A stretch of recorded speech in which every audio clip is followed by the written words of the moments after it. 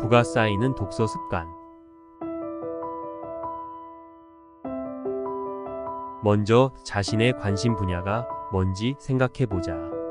적어도 한두 개 정도는 있을 것이다. 그것과 관련된 책 4권을 사라. 온라인으로 사지 말고 직접 서점에 가서 사라. 서점의 공기가 주는 묘한 느낌이 있다.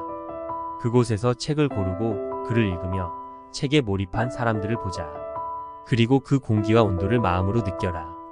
인터넷으로는 느낄 수 없는 책의 향기다. 최소 일주일에 한 번은 서점에 가서 한 권을 사서 읽자. 이제 책을 샀으면 그 책을 뿌려야 한다.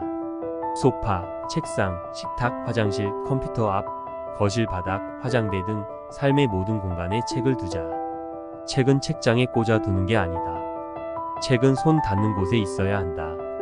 그러면 펼치게 된다. 책은 펼치는 것이다. 펼치면 읽게 되고 지속하게 된다. 관성의 법칙이 있어서다. 딱 9초만 보기 위해 책을 열면 어느새 10분이 스르륵 지나간다. 이때 안구 운동도 중요하다. 적극적으로 눈을 이동하며 책을 읽어야 한다. 눈이 한 곳에 머물 때 집중도는 떨어지고 몰입감도 줄어든다. 눈을 적극적으로 이동하며 단어 여러 개를 통으로 읽는 습관을 가져야 한다. 어느 정도 읽고 나면 책을 들고 책상으로 자리를 옮긴다. 그리고 펜을 들고 노트북을 켜고 30분 알람을 설정한다. 본격적인 독서의 시작이다. 지금부터는 써야 한다. 작가의 말을 나의 기준에서 한번 생각해본다.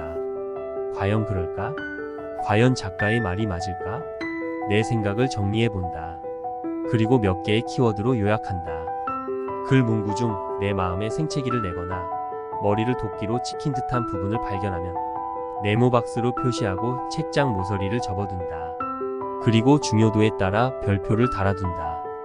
포스트잇에 그 문장을 메모한다. 곧 한 장의 포스트잇의 내용이 꽉 찬다. 그러면 그것을 떼어 화장실 거울 혹은 사무실 모니터에 붙여둔다. 시간이 지나 알람이 울리면 책을 덮는다. 모니터 화면에서 나를 기다리고 있는 커서를 바라본다. 얼른 글을 써달라고 반짝이고 있다.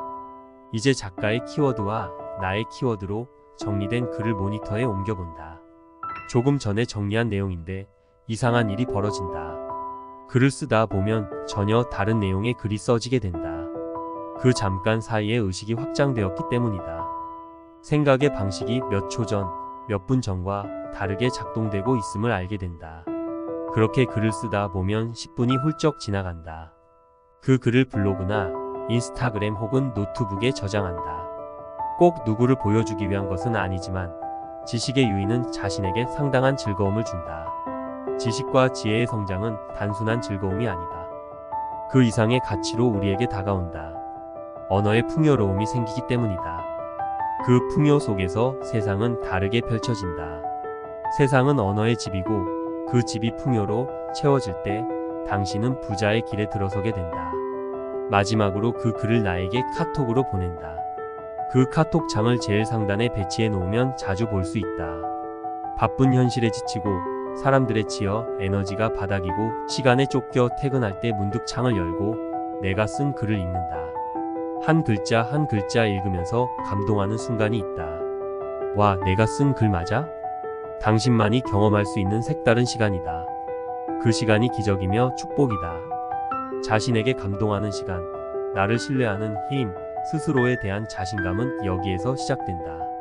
그 자신감이 당신의 존재 가치를 높이는 최고의 자양분이다. 그것을 통해 힘든 일상을 이어가는 에너지를 얻는다. 이것이 바로 독서의 힘이다. 그러면 우리는 읽게 된다. 그리고 쓰게 된다.